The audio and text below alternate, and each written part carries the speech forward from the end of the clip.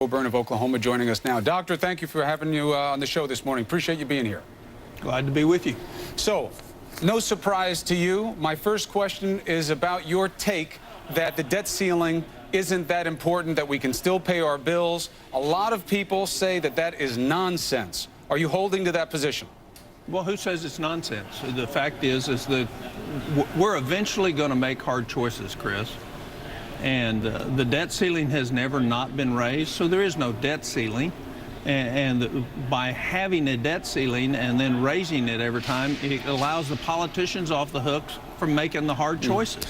You know, your kids and mine are going to suffer greatly because we failed to rein in spending that's not efficient, not effective, and basically outside the bounds of the Constitution. Agreed. We've not done what the president asked us to do. He offered $435 billion in mandatory spending changes in his last budget.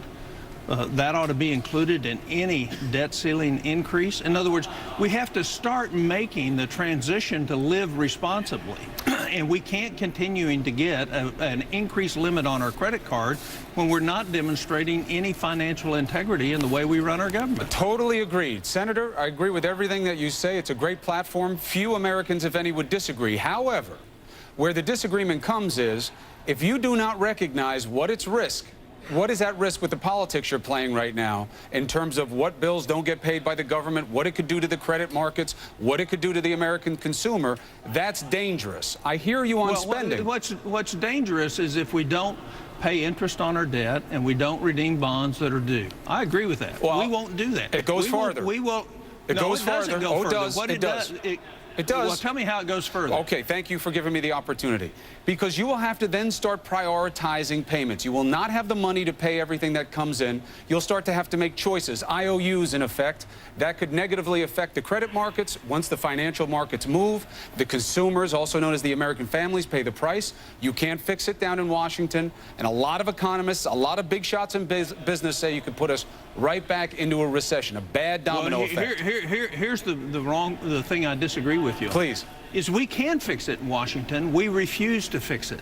And so the assumption in your process is that we won't fix it, we won't make hard choices. And what I'm saying is we're going to eventually make these hard choices. Now, we may not make it this time. I may not win my battle for us to start making the hard choices now, but our country is going to eventually make the hard choices. And all you're doing and all everybody else is doing is by putting off those choices, making them that much harder on the average American.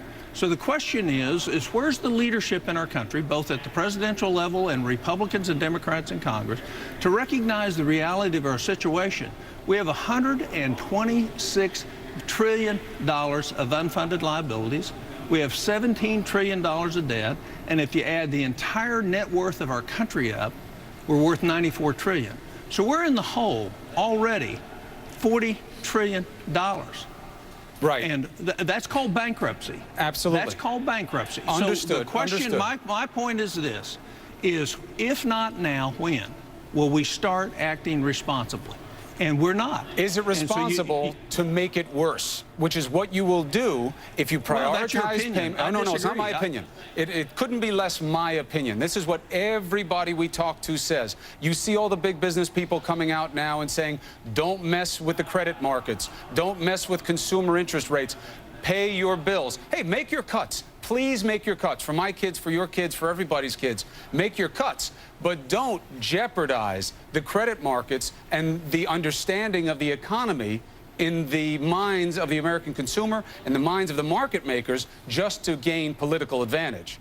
There's nothing about political advantage here. I'm the most apolitical person in the Senate. Mine is common sense. You can't continue spending money that you don't have on things you don't absolutely need, and Congress refuses to address that. The president refuses to address that. And so consequently, you're saying, don't have this fight now, have it down the road. And the problem is we continue to kick it down the road, and pretty soon everything's going to continue as it is till it doesn't. And when it doesn't, that's when the catastrophe comes. So I'd rather have a managed catastrophe now, which I don't think will be there. You know, here's the thing that all the media does. That say is default equals not raising the debt ceiling. That's not true. That is not true. Those are two different and distinct things. Well, so I'm not saying we shouldn't pay our bills.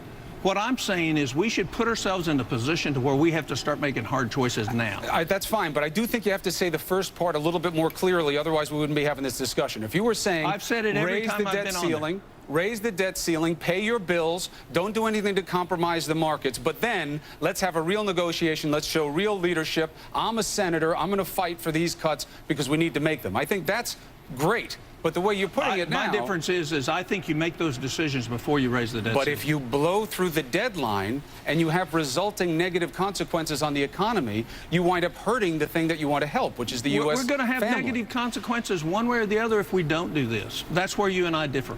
Okay. Well, look, I appreciate you laying it out. Let me ask you about something I know is important to you before you go here this morning. Social Security, disability in particular.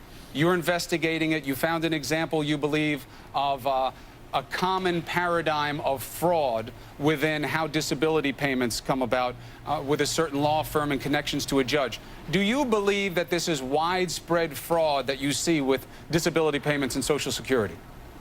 Well, probably not to the degree that we had, but we've had two hearings and two reports on this. One is, as we know, and Social Security agrees with it, about a quarter of all the cases that are decided inappropriately at the ALJ judge level. That's number one. Number two is you can't deny the fact that this trust fund is going to be out of money in about 18 to 24 months. If our program is to really help those people who need disability, then we got to make sure we're not paying disability to those people who are not disabled. And my contention is anywhere from a quarter to a third of the people that are collecting it today aren't truly disabled. And we have good data to back that up. Because, you know, it's coming under some criticism, the report, that you're cherry picking here a little bit. That well, you got to look at both reports. We did 3 other areas of the country where we found 25% of the cases weren't right. And it's not, and by the way, Social Security agrees with us on that. So it's not our committee. And by the way, this is a bipartisan committee with some very strong leaders in it. Senator Carl Levin, Senator Tom Carper, myself, Senator McCain, and several others. So this isn't taking a shot at the disability community. It's to preserve our disability payments by not paying disability to people who aren't disabled. Well, that's obviously going to be what the important prospect is, right? Because we want to make sure we protect the most vulnerable. That's what that program is all about. That's right. All right, Senator, thank you so much. I know you have important business there. I wish that more of it was going on right now, but I appreciate you coming on New Day. Look forward to seeing you again. You bet.